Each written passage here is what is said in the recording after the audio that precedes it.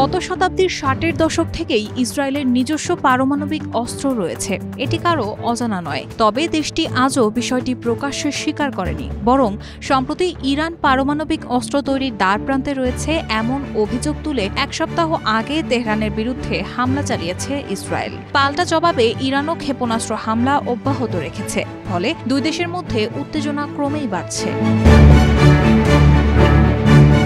BBC মুন্ডোকে দেওয়া এক সাক্ষাৎকারে স্পেন ভিত্তিক গবেষণা প্রতিষ্ঠান ডেলা সেন্টার ফর পিস স্টাডিজের গবেষক ও পদার্থবিজ্ঞানী হাভিয়ের ভহিগাস বলেন, মধ্যপ্রাচ্যে ইসরায়েলই একমাত্র দেশ যার কাছে পারমাণবিক অস্ত্র রয়েছে। তিনি আরও জানান, আন্তর্জাতিক আণবিক শক্তি সংস্থা IAEA চলতি বছরের মার্চে জানায় ইরান এখন পর্যন্ত 60% বিশুদ্ধ ইউরেনিয়াম অর্জন করতে সক্ষম হয়েছে, কিন্তু পারমাণবিক বোমা তৈরি করতে হলে 90% উপরে বিশুদ্ধতা প্রয়োজন। যদিও যুক্তরাষ্ট্র, রাশিয়া এবং ইরান সহ অনেক দেশ পারমাণবিক অস্ত্র বিস্তার রোধ চুক্তিতে স্বাক্ষর করেছে, ইসরায়েল তা করেনি। ফলে অন্য স্বাক্ষরকারী দেশগুলোর মতো IAEA কে তাদের পারমাণবিক স্থাপনায় পরিদর্শনের অনুমতি দেওয়ার বাধ্যবাধকতা ইসরায়েলের নেই। যদিও তারা IAEA এর সদস্য, তবে নিজ উদ্যোগে পরিদর্শনের অনুমতি না দেওয়ায় তাদের প্রকৃত কর্মসূচি নিয়ে বিস্তারিত তথ্য পাওয়া যায় না।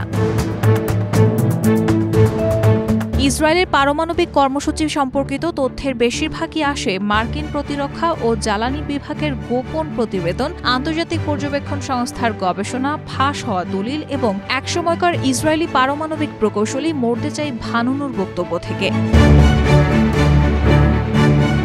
ইসরায়েলের নেতারা কখনো পারমাণবিক অস্ত্র থাকার কথা স্বীকার করেননি, আবার অস্বীকারও করেননি, বরং তারা আমিমুত নামে একটি নীতি অনুসরণ করে, যার অর্থ ইচ্ছাকৃত অস্পষ্টতা। এই নীতিকে ইসরায়েলের পারমাণবিক যুগের সবচেয়ে স্বতন্ত্র বৈশিষ্ট্য হিসেবে উল্লেখ করেছেন অধ্যাপক এভনার কোহেন। যুক্তরাষ্ট্রের হাউস অব লর্ডসে জমা দেওয়া এক প্রতিবেদনে তিনি লেখেন, পারমাণবিক অস্ত্রের বিষয়ে অস্বচ্ছতার এই নীতি ইসরায়েলের সর্বশ্রেষ্ঠ কৌশলগত এবং কূটনৈতিক অর্জন।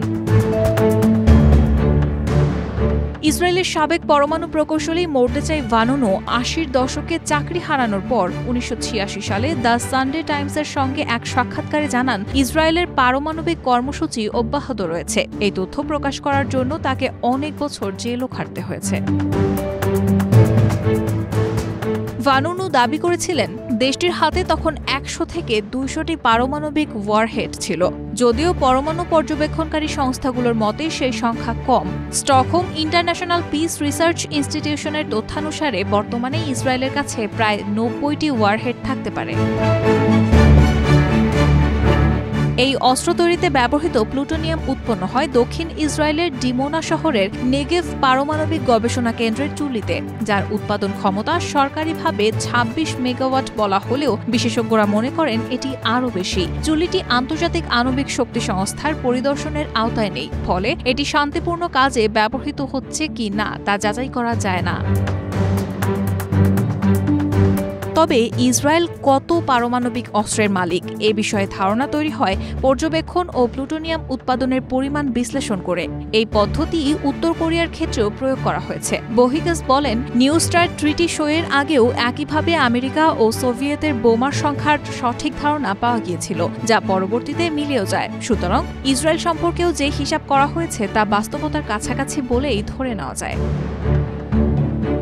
রাহানা মুন, প্রবাস খবর।